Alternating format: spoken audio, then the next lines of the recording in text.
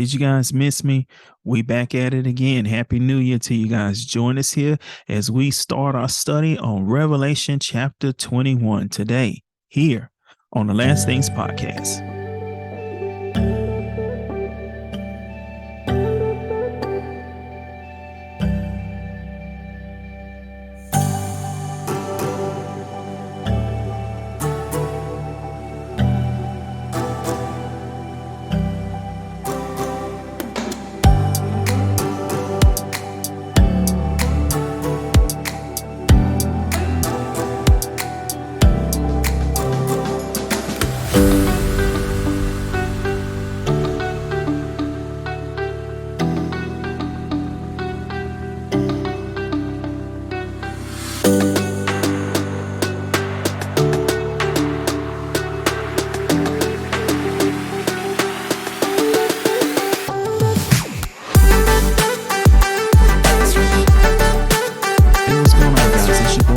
Coming to you once again with another episode of the Last Things Podcast, where we are on a journey to truth. It is indeed an honor and a privilege to come before you once again as we discuss the Word of God. How is everybody doing? Happy New Year, man. I have missed you guys so much, man. I tell you, it was a struggle to take that break because, man, I'm so used to recording every weekend.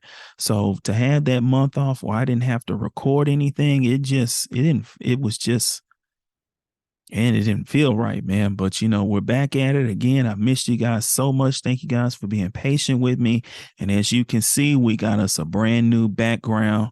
Man, thank you guys so much for being patient with me as I needed that break, man. I really did, to really focus and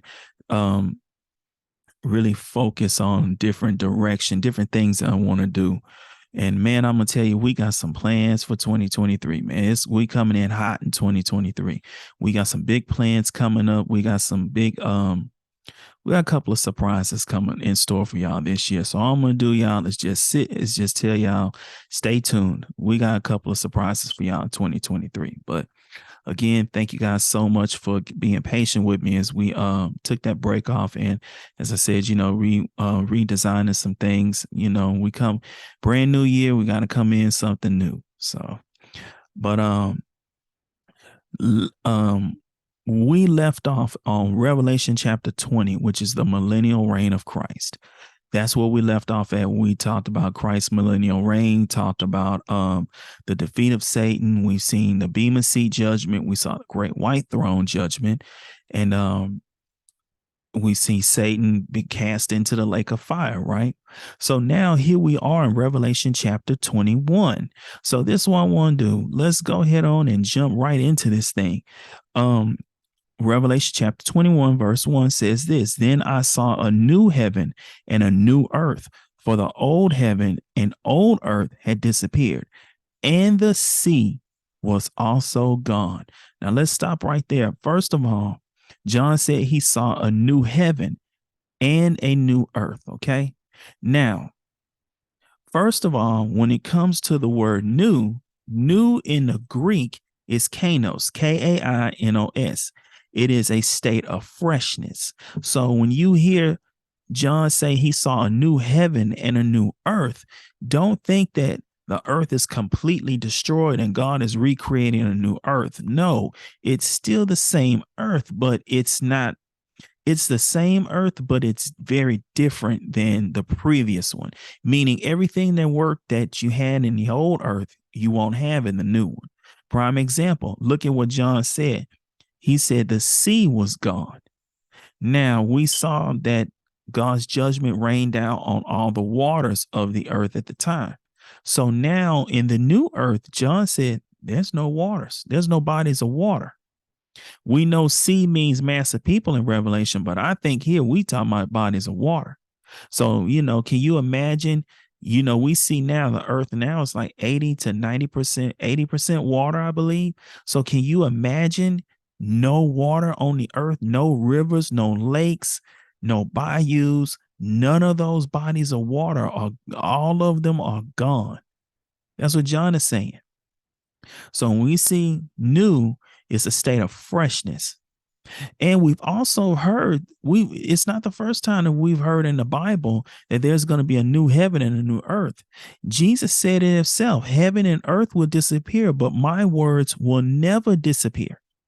And if you look at Isaiah chapter 65, verse 17, this is what God says. Look, I am creating new heavens and a new earth, and no one will even think about the old ones anymore.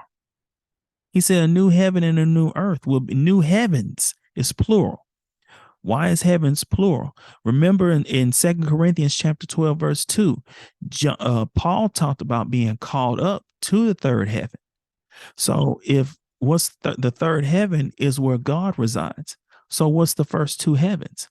The first one is the sky, and the second one is space.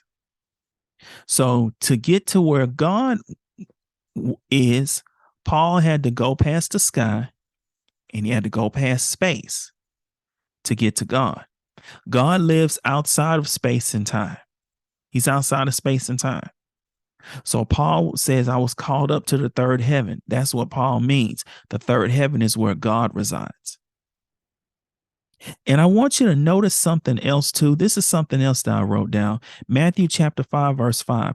Blessed are the meek, for they shall inherit the earth.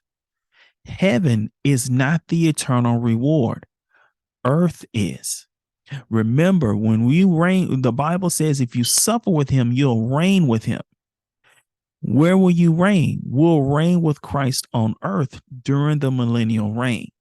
Not reign in heaven. Heaven is temporary. Earth is the primary reward when you come back to earth, when you reign with him. That's the real reward. This is what he said. Blessed are the meek, for they shall what? Inherit the earth.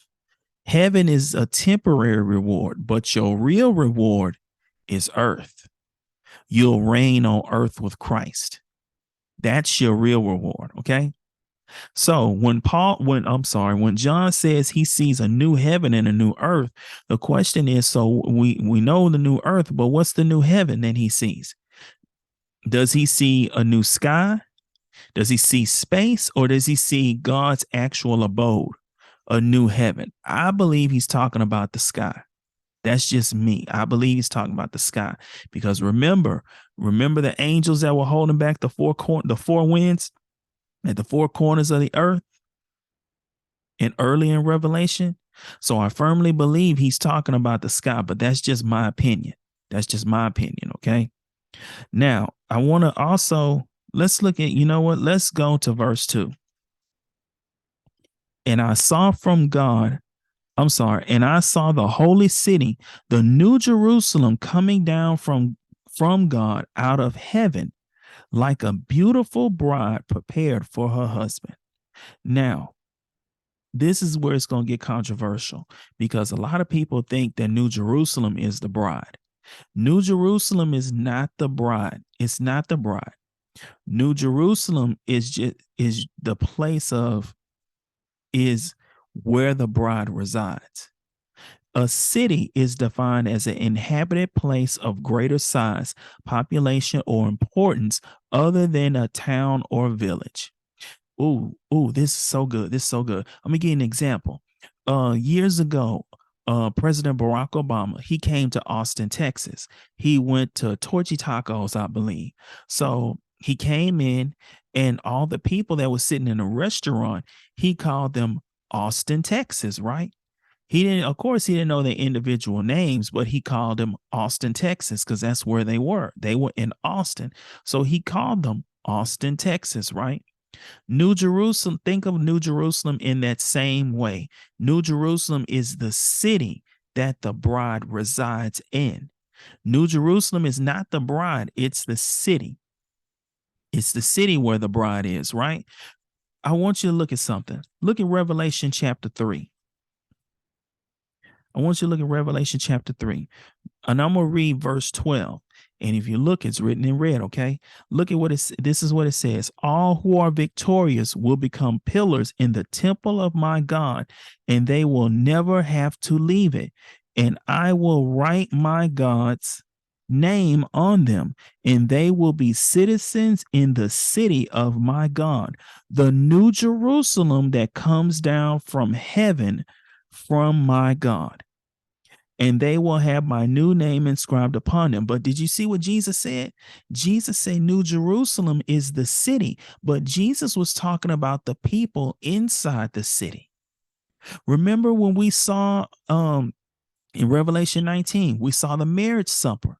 We saw the marriage supper between Christ and his bride, right? New Jerusalem is not the bride. New Jerusalem is the city of the bride. It's where the bride resides, but it's not the bride. Now that's going to get controversial because we're going to come back to it.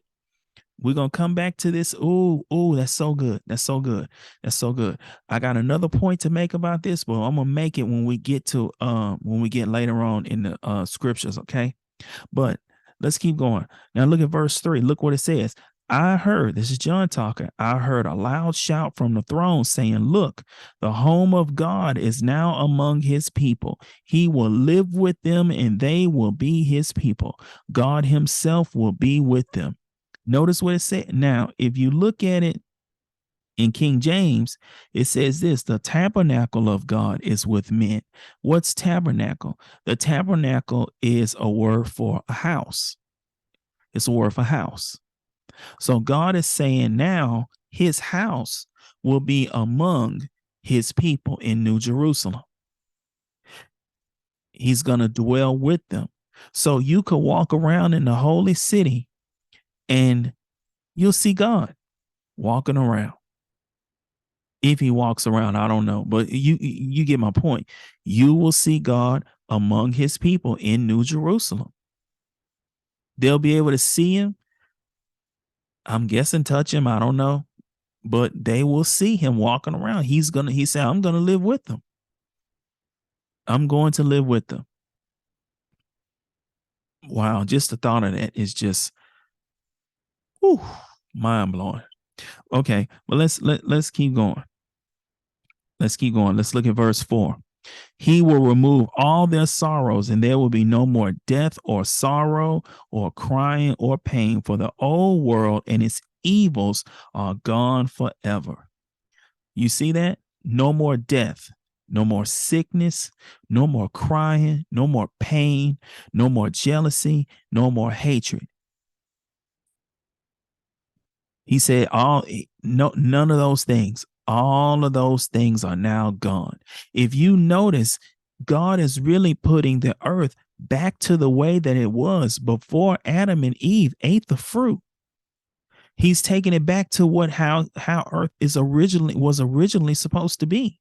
Because there was no sickness, no death, no disease, none of those things. No crying, no crying, no pain, no jealous, no hatred, backstabbing, lie, gossip. None of those things were present on earth until Adam ate the fruit.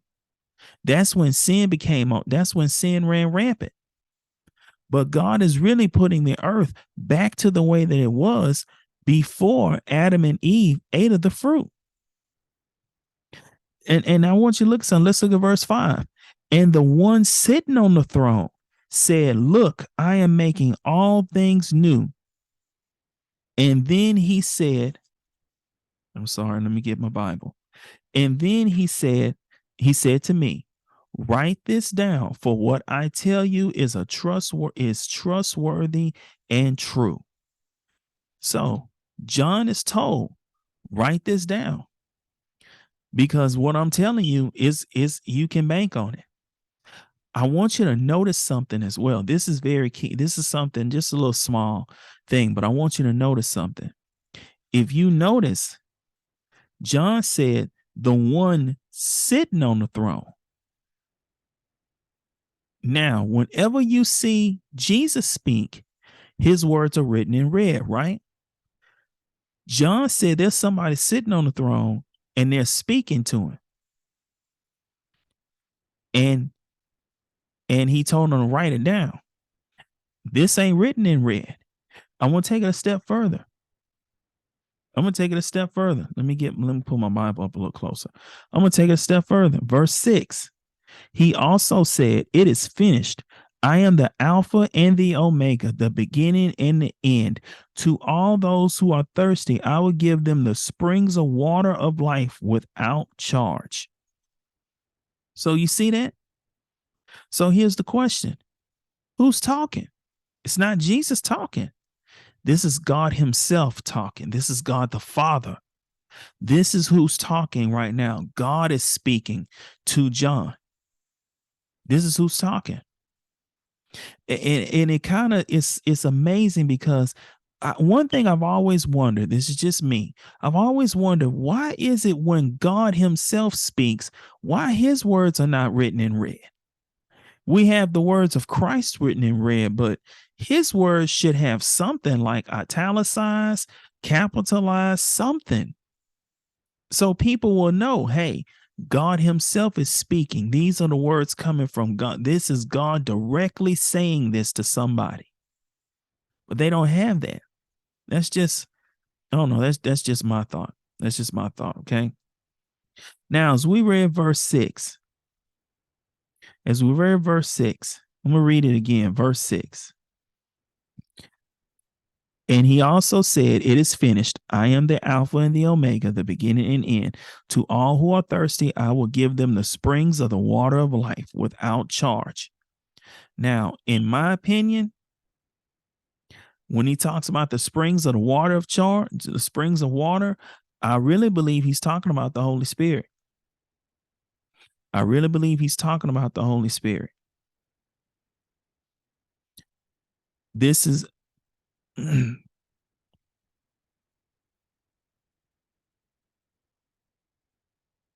that's not the scriptures that I need. But I really believe He's talking about the Holy Spirit. Those who are thirsty for Him, who long for Him. He said, "You can come to me freely." And see, this goes back to when some people believe that when Christ died, he didn't come back for everybody, because that's a real thing right now when people believe Jesus didn't come back for everybody. See, this kind of blows it out of the water. Well, this is at the end, but if you still noticing, He's still offering it Himself to anybody who wants to come freely to Him. See that goes back to where people, to where I said this to somebody before. The greatest thing that God gave us is freedom of choice. God is never going to force Himself onto you. You have a choice to make. You choose whether you want Him or not. He's never going to force Himself onto you. Remember when Jonah had messed up and he was supposed to go to Nineveh and he didn't want to go because he felt like those people weren't worthy, right? So he went the opposite way, and God caused a whale to come and swallow him up. And then for 3 days, he stayed at that bottom of the well until finally he came to himself and said, "Yes, Lord, I'll do what you say." But what happened? God took him right to the point where he had to make a decision. Either you're going to go to Nineveh or you're going to go the other way. And he chose to go to Nineveh. I think I'm saying it right. But God gives us freedom of choice. Freedom of choice. God will never force Himself onto somebody that does not want Him. He will never do that. That's the greatest gift. That's one of the gifts that God has given us, is freedom of choice. I just wanted to throw that out there for some reason. I don't know why, but I just felt like I need to throw that out there. Okay. Now, let's look at verse 7. Let's go to verse 7. Let me put my Bible up a little closer. I'm sorry. Verse 7 says this: "All who are victorious will inherit all these blessings, and I will be their God, and they will be my children." Now, if you look at John, I don't think I even pulled it up. I had it earlier. It was 1 John chapter 5. Let me pull it up real quick.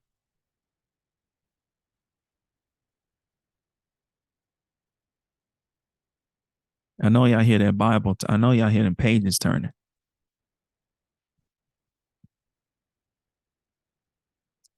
Let me pull it up real quick. I'm sorry, y'all. I thought I had it wrote down.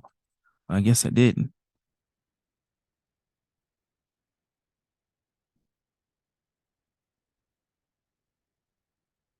Oh man. Da, da, da, da, da.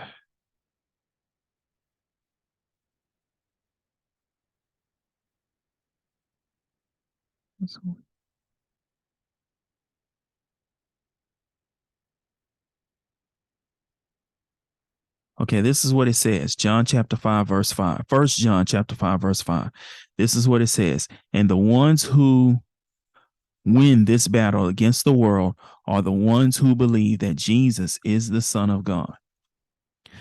Now, if you see here, it says all who are victorious. So notice it's a battle that we have to, it's a victorious battle. Meaning what? During this time, what is he talking about? All who are victorious. Of course, those who have given their life to Christ, those who have overcome sin, who have overcome their flesh, those who have not taken on the mark of the beast, those who have not taken the mark of the beast, those who have not submitted themselves to the Antichrist, all of those things, who did not worship the beast or his image, those are the people who are victorious.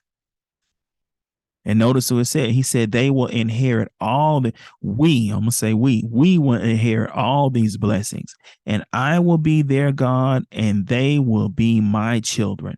But I want you to look at something. Look at verse 8. But cowards who turn away from me, and unbelievers, and the corrupt, and murderers, and the immoral, and all those who practice witchcraft, and idol worshippers, and all liars, their doom is in the lake that burns with fire and sulfur. This is the second death. You see that? Look at what it says. All the cowards. Wait a minute. Why the cowards? You know why? What did Jesus say? If you fail to acknowledge me on earth, if you acknowledge me on earth, I'll acknowledge you before my Father which is in heaven. But if you don't acknowledge me on earth, I won't acknowledge you before my Father in heaven. All the cowards. He means those who didn't want to share the gospel because they were too afraid of what they were too fearful. They didn't care. They didn't want to share the word, so they would deny Christ because they were so fearful of it. But Jesus say those people, but God say those people gonna get thrown into the lake of fire. And here's the thing: being a coward in that time, not sharing the gospel is really what it could get you killed. During the end time, it could get you killed because what's happening? Antichrist was slaughtering all the Christians. So guess what? If you had to lay your life down literally for Christ and you decided not to, guess what? God says you'll be thrown into the lake of fire because to save your own hide, what you'll do, you'll take on the mark of the beast to save your hide. And God say those people won't have no place in they ain't got no place in the kingdom in the new earth. And then look what it also say: unbelievers, people who don't believe, and the corrupt, and murderers, and the immoral, and all those who practice witchcraft. You know, when I was little, when I was younger, I didn't practice no witchcraft, but I was really big into horoscopes. I was every day I read a horoscope. But you do know in the Bible it says you're not supposed to do those things. When you visit psychics, and you got the psychic, back in the day. Wow. Back in the day when I was coming up, we had the Psychic Friends Network, Miss Cleo. Y'all remember Miss Cleo? We had that. The Bible say you're not supposed to consort with mediums. You're not supposed to do those things. You're not supposed to. So that was my thing. I did that a long time ago when I was younger. And then when I realized, and later on, I started realizing, in the Bible, it started saying, hey, you don't consult those mediums. You don't consult horoscopes and astrology and things like that. I turned away from it. I said, oh, wow, you mean I shouldn't be doing this. So I turned away from it, but man, I was heavy with it. You got some people now, they are, the big thing now is burning sage. You ain't supposed to be doing that. You don't need to burn no sage. That's what you don't need to burn no sage. You got spirits in your home. You have the authority to cast down a spirit. So you don't need to burn no sage. But I'm just saying those are the type of things when you talk about witchcraft. When you're doing astrology and astrology, horoscopes, Ouija boards, voodoo, because those things are real. Those things, God say those type people who fall into that, who do those things, they're gonna be thrown into the lake of fire. Idol worshippers. What do you mean idol worshippers? What do you worship? What do you worship more than God? It could be anything. Some people it's money. Some people it's power. You have some people it's their children. Some people it could be a car. Some people it could be a man. It could be a woman. Anything that you worship before, anything that you put more in stock to than God is an idol. Is an idol God in your life. Look at what he says. They're gonna be thrown in a lake of fire that burns with fire and sulfur, the lake of fire. And look, who else is in the lake of fire? Satan and all his other minions. The Antichrist is there, the false prophet is there. Okay. Now let's look at verse 9. Then here we go. We're gonna get controversial again. Then one of the seven angels who held the seven bowls containing the seven last plagues came and said to me, "Come with me, and I will show you the bride, the wife of the Lamb." So he took me in the spirit to a great high mountain, and there he showed me the holy city, Jerusalem, descending out of heaven from God. I'm going to stop there. That's verse 10. So John said, an angel said, "Come with me. I'm going to show you the bride. I'm going to show you the bride." And what is the angel? And what happened? John said, immediately I was taken to the spirit. I was taken in the spirit to a great high mountain. And he showed me the holy city, Jerusalem. Wait a minute. Don't that sound familiar?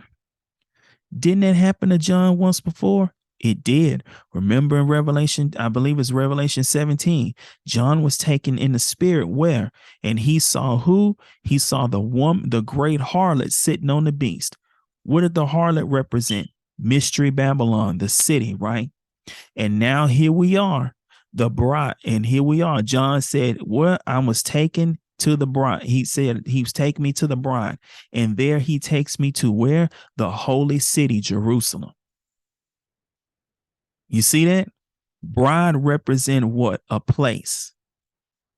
It's not the bride, it represents a place.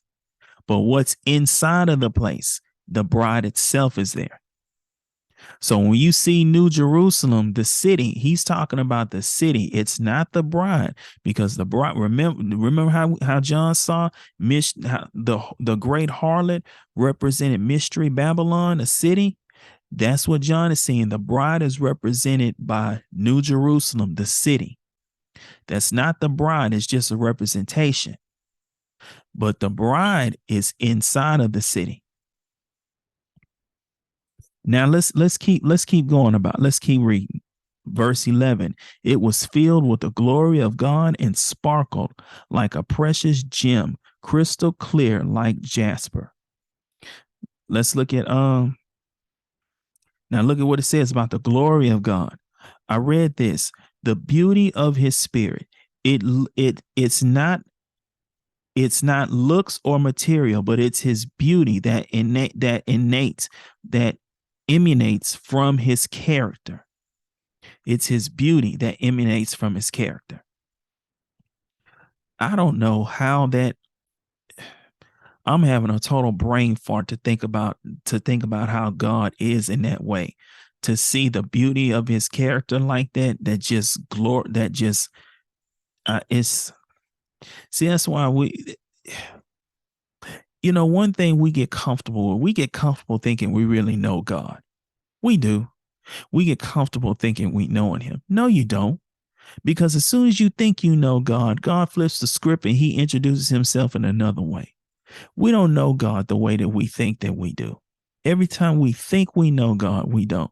That's why God say my ways ain't your ways, my thoughts ain't your thoughts. Sometimes when you hear how God is described, it's just like, wow, you can't put it into words. You just got to see him for yourself. That's my goal, to see the Father. I don't know about y'all, but I want two, three things. Really two, to see the Father. But the most important thing that I really want Jesus to acknowledge me before his Father in heaven. That is what I want more than anything. I want him to acknowledge me like, no, Lord, no, Father, that's my son Damien, who I am well pleased. Oh man, Lord have mercy. I don't know a child, but that's what I want. Acknowledge me, Lord. That's what I want. But anyway, I'm getting off topic. Okay, I'm getting off topic.